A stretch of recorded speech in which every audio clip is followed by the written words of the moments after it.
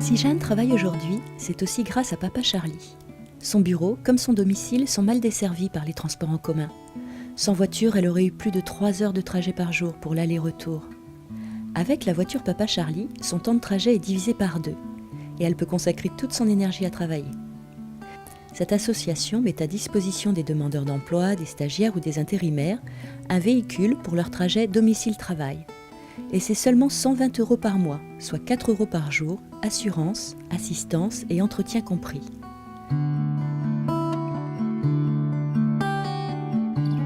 Le comité Habitat a pour objet de loger les salariés des plateformes aéroportuaires. Nous avons aujourd'hui plus de 70 adhérents. Nous offrons une diversité de services. Nous intervenons principalement dans le logement social, dans le placement locatif social. Nous proposons une diversité d'offres, notamment du logement très social, type PLAI, mais nous faisons maintenant et depuis peu du logement PLS, PLI, logement intermédiaire, mais également du droit commun. Donc nous logeons tout le monde. Il y a la proximité, il y a le contact, il y a l'accueil individuel, il y a l'écoute. Et puis il y a la rapidité aussi. Le dossier n'est pas mis de côté, il y a une réponse. Aérocompétences est un groupement solidaire d'organismes de formation spécialisés sur les métiers liés à l'activité aéroportuaire pour les demandeurs d'emploi de la région Île-de-France. Il regroupe le Greta MTI, Camas Aéroformation, Promote, la Chambre des métiers de l'artisanat de Seine-Saint-Denis et l'ONG Planète Airport, organisme de formation déclaré et mandataire du groupement. Ces formations sont conventionnées par la région Île-de-France, elles sont gratuites et qualifiantes ou diplômantes. Le seul moyen d'accéder à ces formations est de s'inscrire aux réunions d'information collective en remplissant le formulaire en ligne sur ce site. First Aid est une entreprise d'insertion par l'activité économique. Nous accueillons des salariés en situation de tremplin pour qui la formation ne répond plus à un besoin mais qui ne sont pas tout à fait prêts à entrer en entreprise. Nous allons utiliser l'activité livraison en Île-de-France comme outil d'insertion pour permettre à nos publics les plus éloignés de l'emploi de retrouver chaque jour, en prenant une activité, un lien avec le monde de l'entreprise.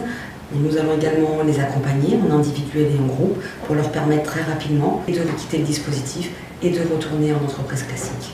Alors nous avons l'équivalent en permanence 3 personnes en poste qui assurent les livraisons sur l'ensemble des lignes de France. Et nous avons aujourd'hui un retour à l'activité de 75% de personnes en poste à l'issue de leur passage en entreprise d'insertion.